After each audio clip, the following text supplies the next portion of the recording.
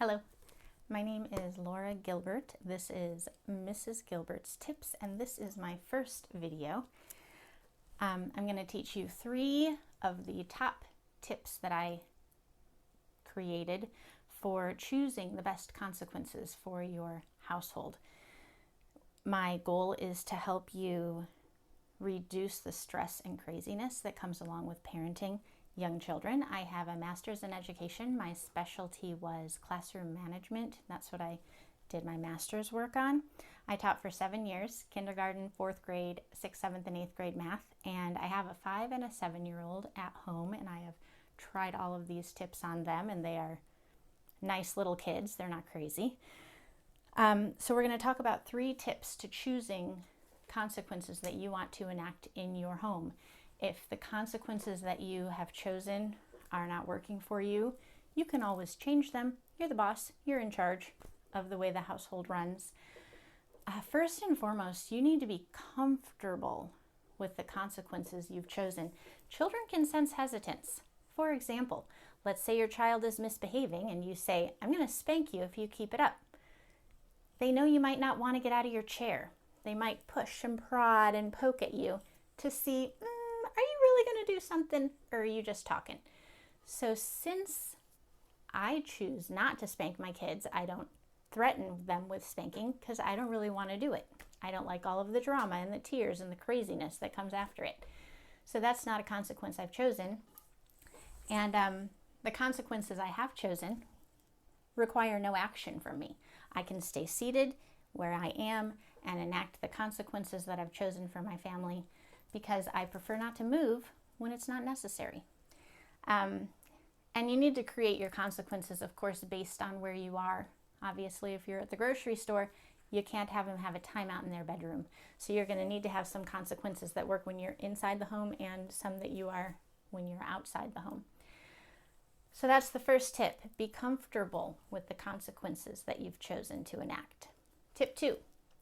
Enact the consequences before the situation becomes emotional.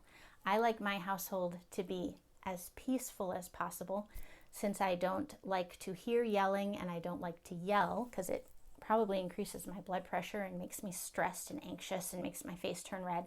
We don't really yell here. And if I'm not emotional when I deal with a situation that I sense is going to start bothering me, then yelling is not going to happen because my emotions are not worked up yet. So the techniques that I use, which I will talk about on other videos, timeouts and 1, 2, 3 magic are kind of, and counting back. Those are 3 that I use that I will talk about. Those can all be enacted before my emotions come into the situation. And also you need to know your triggers. One of my triggers is whining. If a small child starts whining, I start to get annoyed. So I know I need to deal with whining really quickly before I start to get annoyed so that the behavior stops and there's no escalation in emotion. The 3rd tip is refuse to offer consequences that punish you. I was in downtown Mountain View watching a mom and dad and a very young child and a toddler. And the toddler was running around and pushing the young child and just causing a mess. And I couldn't hear what they were saying, but I know that the mom said, "If you keep it up, we're going home." Now, she did not want to go home. She wanted to go out to eat and not go home and cook an entire meal and clean up an entire meal and argue with kids about how much they don't like every single thing that she makes. But she created a consequence that punished her, so she didn't really want to do it. And her toddler sensed the hesitation. So there was this whole family drama that I was watching from across the street, with her trying to back herself out of the consequence that she said, and the husband trying to help maneuver things, and the toddler losing it, and then the baby started crying. And I thought, if she had come up with a consequence that didn't punish her, that toddler knew she would do, then things would have been a lot more effective. And so having a couple consequences in your arsenal that you can use when you're away from home would have been very helpful for her in that scenario, instead of noticing things get out of control and then offering a consequence that she didn't really want to do. So those top 3 tips were, number 1, Make sure you are comfortable with the consequences that you choose so that your child knows that you will do them. Otherwise, you're just a lot of hot air.